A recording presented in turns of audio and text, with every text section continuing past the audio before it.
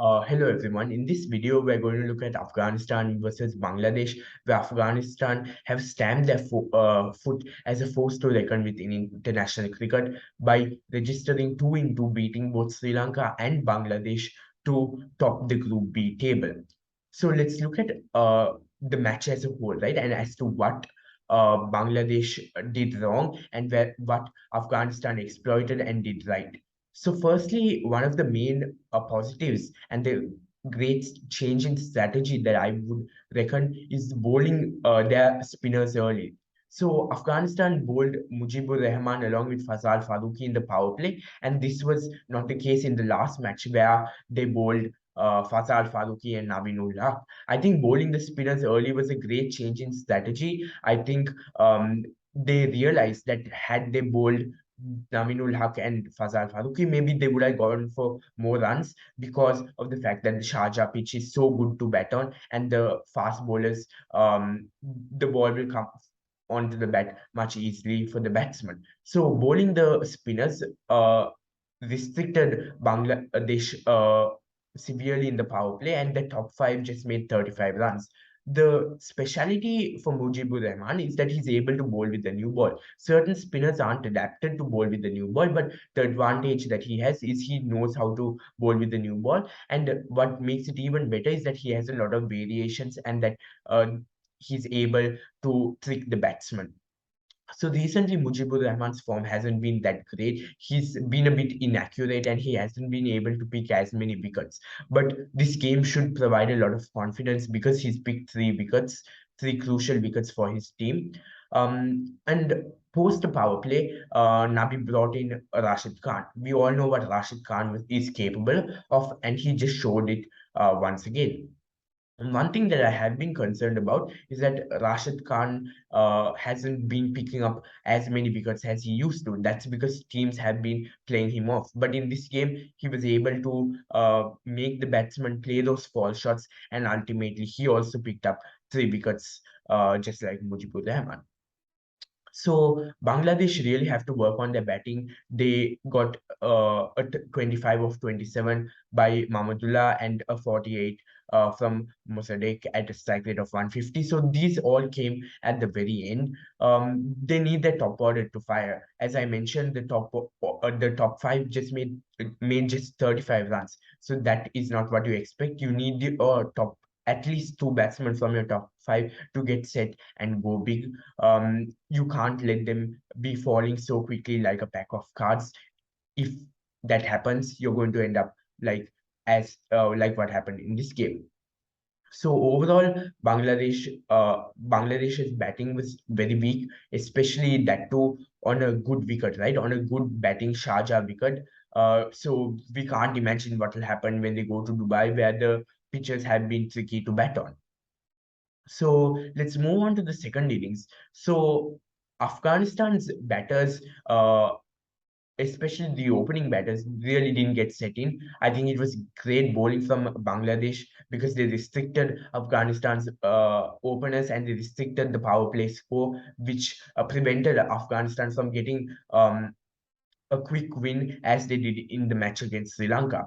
So, in my opinion, this could be seen as an advantage for Afghanistan because their middle order got a go and got a chance to bat. In the last game, they didn't get a chance to bat. So I think this was a good opportunity for their middle order to get a go because you don't want to progress into the Super 4 stage and get into a must-win situation without having your all your components being tested out. So had the middle order not gotten a try and in a must-win game, if quick wickets had fallen and the middle order had to come and do their job, they might not have known how to adapt to the situation and how to adapt to the conditions in the UAE. So I think this opportunity was a great one for their middle order to get into form and get used to the conditions. And the middle order did do quite a good job. We saw Ibrahim Zadran got 42 of 41. Yes, it's at a low strike rate, but I think it helped hold one end. It prevented the quick fall of wickets. And we know that he's quite a technical batsman. He's not a slugger when compared to other Afghan batsmen. And then we see Najibullah Sadran, right? He hit 41 of just 17 deliveries with six sixes. So I think this was an amazing innings because we see Najibullah Zadran's innings to be relatively slow. So this innings showed that he is also capable of being a power hitter, that he can hit those big shots. So Afghanistan's batting seems quite sorted because their openers did quite a good job in the last game, and now their middle order has fired. But Bangladesh's bowlers, they did restrict Afghan's batsmen in the power play, but we couldn't have expected too much from them because after all, their batsmen didn't give them enough on the board. And one thing that I would like to commend Shakib Al Hassan is the fact that he opened the bowling. He also, like Mujibur Rahman, has bowled in the power play in the past. He's able to grip the new ball, and that kind of experience really adds. He bowled extremely well. He went for just 13 runs and picked up a wicket as well.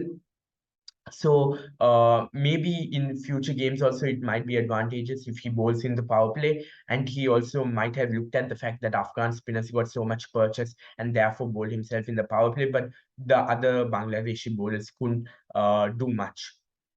So let's look at what the future for these two sides look like, right? So I would say that Afghanistan are quite settled. They have the capability of even challenging big sides like India, and many people have even speculated that that they may make it all the way to the final. So it just shows the kind of growth, right? Because you want more stories of teams climbing from the associate level to gaining full ICC status and then actually becoming a force to reckon with at the international stage.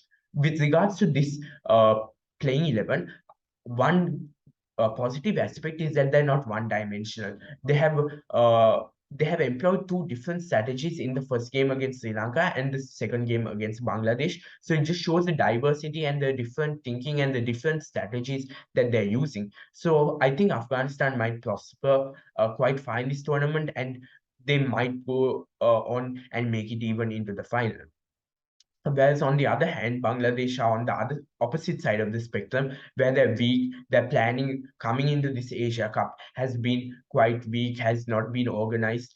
Because we even see the fact that they didn't have a proper captain. Because prior to the Zimbabwe series, Mamadullah was the captain, but then during the Zimbabwe series, it was someone else. And now, after the Zimbabwe series, just a week before the Asia Cup, they announced that Shakib Al Hassan will be the captain. So when you don't have someone, when you are not clear who your leader is, when you don't have someone right at the top, it's quite difficult to prepare, and it's quite difficult to give players proper role definition. As a captain, it's difficult for you to tell your players what you expect from them. So another thing was their coaching, right? It was not only their captaincy, but their coaching was also in a mess. You don't go and fire your coach just 4 days before an important tournament, a big tournament like the Asia Cup. So when looking at into the next game, I feel that they might not actually make it through to the Super Four stage. I think Sri Lanka will beat them. I think Sri Lanka are much more settled, have